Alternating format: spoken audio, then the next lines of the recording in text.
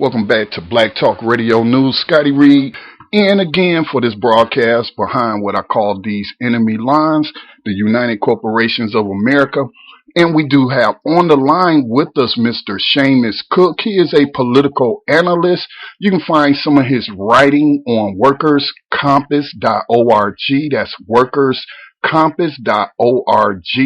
And we want to welcome you into the program, Mr. Cooke. Thank you, sir. It's a pleasure.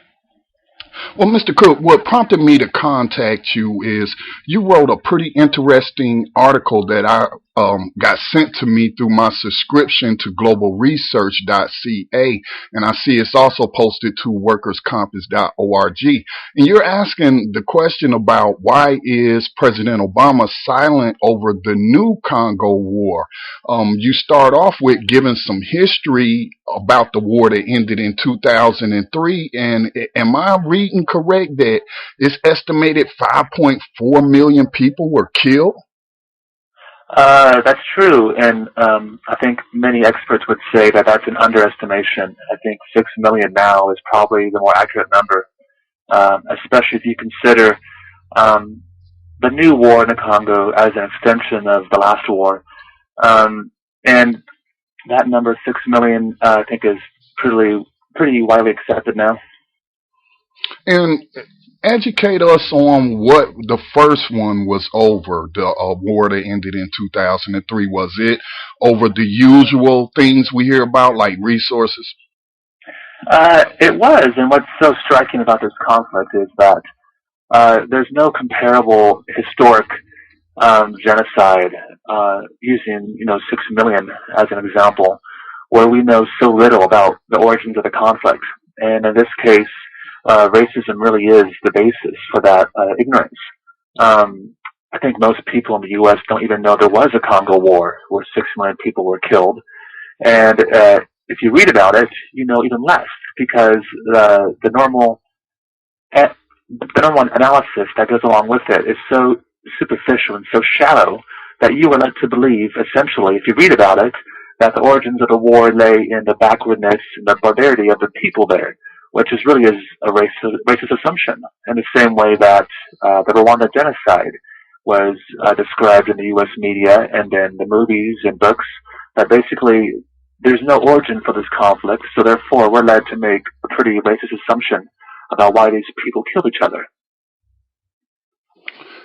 Now, getting back to, you say the reason we don't know so much about it is because of racism. I'm looking for an analogy here. We seem to know a lot about World War II and the victors of Hitler's regime.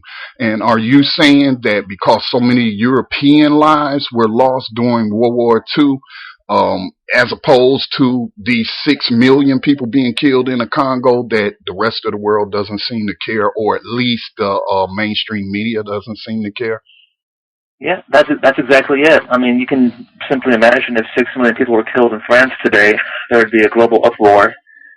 We would certainly hear about it in the U.S. on the front page of every paper, but instead it's happening in the Congo. And so the people there, their lives aren't worth as much, according to our politicians and media.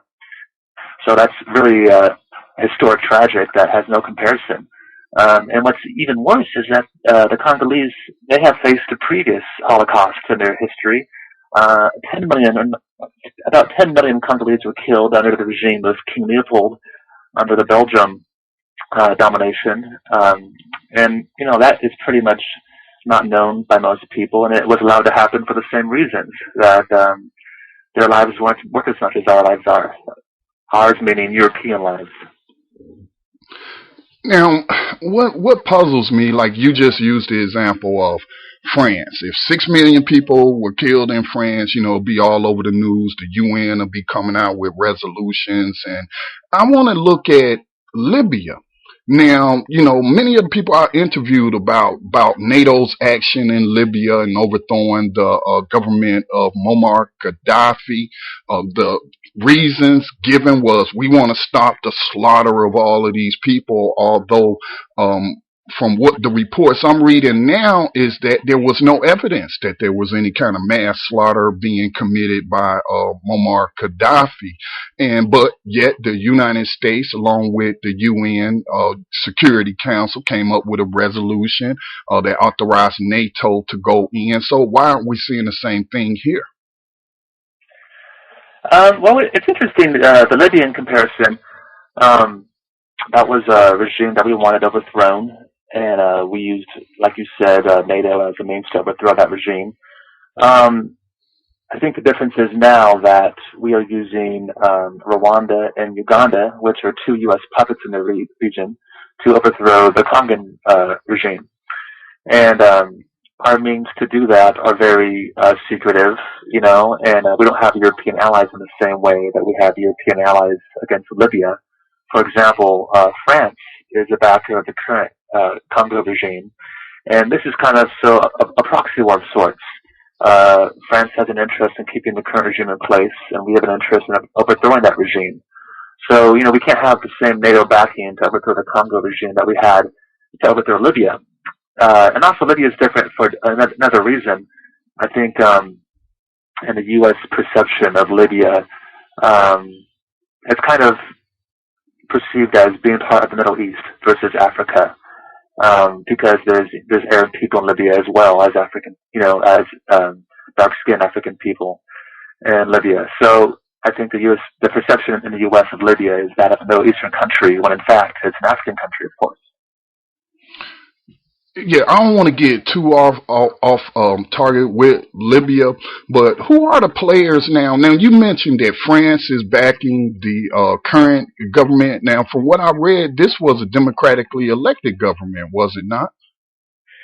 It was, and I don't think there's the current regime in the Congo is not, the best run government in the world. And I think a lot of people will point to that as an excuse to allow the invaders to cause a new war by saying Joseph Kabila, the president, is, he's known for atrocities himself, and a lot of repression against the opposition in his country, and some of that is definitely true.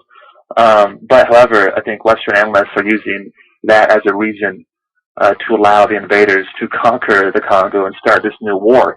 Yes, the government was elected democratically. The United States recognized that election, and therefore we should protect that government like we would any other government that's elected democratically.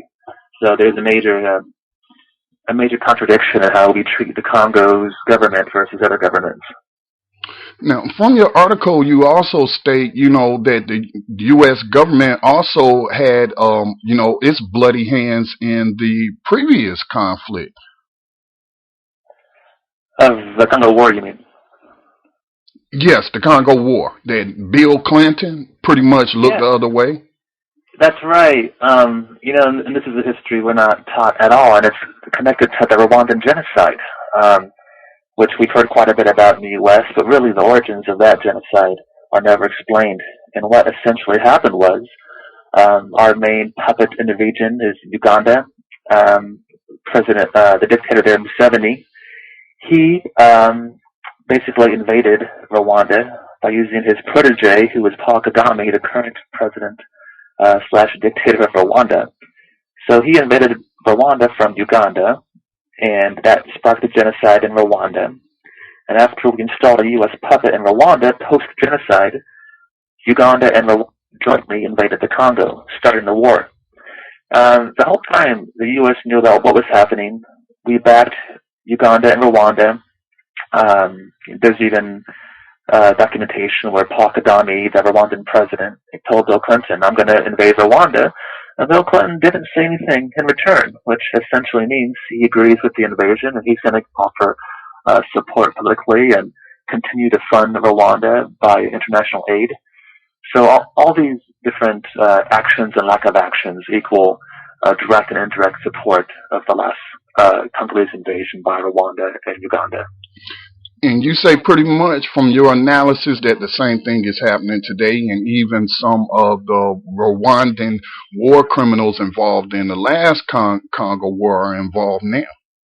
That's correct. And what's funny is, or tragic funny, I should say, is people in the Congo know about what's happening very clearly.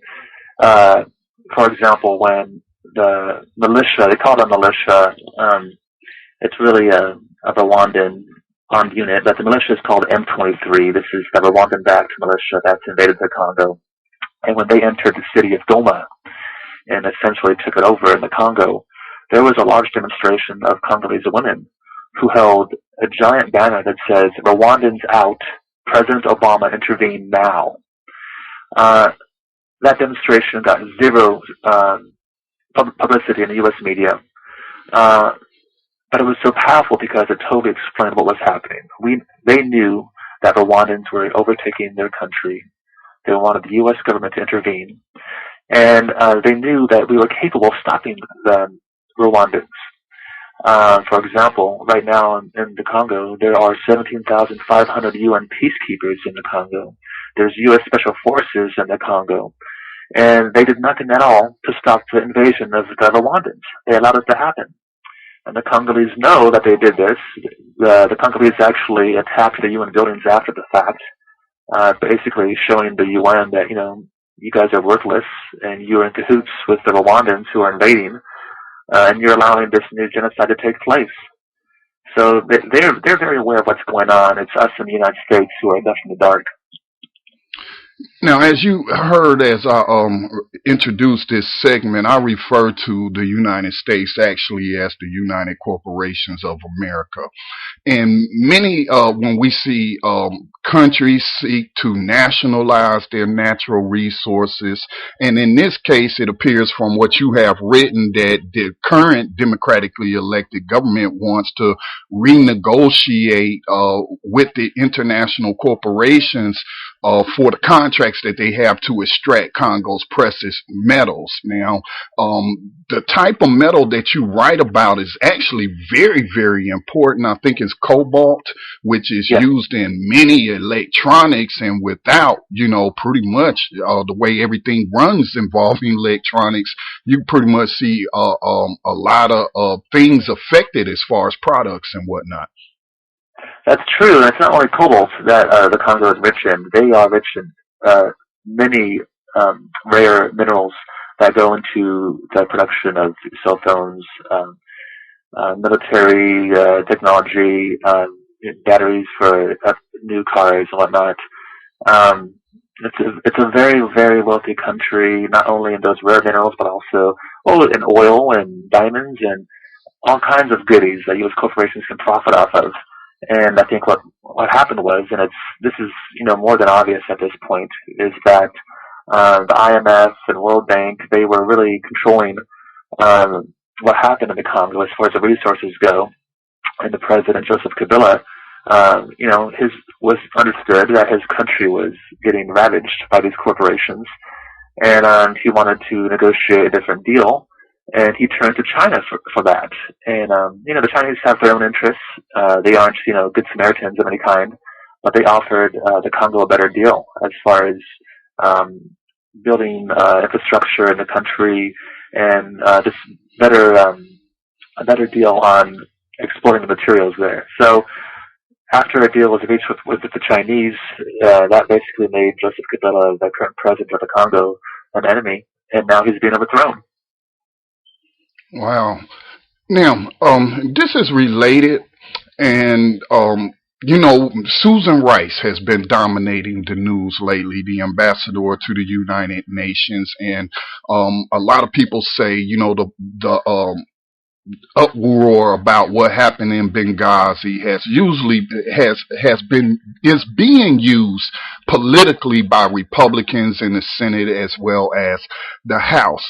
But I don't think much is being reported on Susan Rice working on behalf of the Obama administration, and pretty much, as you write, protecting this group that has been labeled the M23 militia. Yeah, and it's, this is the most blatant proof, really, that the U.S. government is behind what's happening in Congo, for a couple of reasons. Well, first of all, there was there's a UN. It's called the UN Group of Experts, and they might report on what's happening in the Congo. Um, they've proved beyond a reasonable doubt that Rwanda is behind this M23 militia. They wrote a report about it. And Susan Rice, the UN ambassador for the U.S., she worked very obviously to suppress that document. Um, she blocked a UN Security Council resolution demanding that Rwanda cease providing support for the rebels, the M23 rebels. Um, there's no other reason to block that resolution, which really, would do a lot of good if the U.S. got behind it, other than to protect the interests of the U.S., which in this point means having Rwanda successfully overthrow the government in the Congo. So she's actively working in the UN to suppress information about what's happening and to restrict any intervention outside that would prevent the catastrophe from happening. As we wrap up this interview, what do you expect to see in the coming weeks, coming months, as far as this new Congo war? Well, I think we're going to see more of what we've already seen begin. And, there's a massive refugee crisis happening. People are being driven. Anyone in Goma, for example, who speaks out against the Rwandans is being disappeared. There's mass rapes. This is a new genocide happening, and it's going to get worse and worse unless information comes out about it, and that pressure is put upon the U.S. government to take action against the Rwandans to stop supplying them with arms and money. And it's been allowed to happen for so long because no one knew about it really. And my hope is that the more that people know about it, the more pressure that's going to be applied to the U.S. government to take action or to stop inaction. So we are gearing towards another genocide in the making unless something changes. And the average citizen that listens to this program, what can we do? What can Scotty Reed do? What could anyone do to put pressure on the government? What are some of your recommendations, if you have any? Well, it's difficult outside of a mass movement to affect change. That's my belief personally. However, I think the beginning of the mass movement is spreading information. There's many venues nowadays to spread information, whether it be your program or Facebook, email, talking to people. There's many communities who are interested in this issue, and informing community groups about what's happening. You can write online petitions to the State Department. I think those are effective if enough people sign them. It's all about having the government know that people are paying attention and that we care about what's happening and we know who's behind it. And if enough people know that, then you will see change. Well, Mr. Cooke, I want to thank you for coming on. And before you leave us, tell people how they can connect with you and read more of your work. Well, the main site I write for is Workers Compass. That's one word, workerscompass.org. And my email is my full name at Gmail, Shamus Cooke, ShamusClooke. So feel free to contact me. And it was a pleasure being on the show. Well, thank you, and we hope this won't be the last time. Thank you very much. Mr. Shamus Cooke, again, check out the website, workerscompass.org, workerscompass.org, and this is one story that we will continue to follow. You have a good day, Mr. Cooke. You too, sir.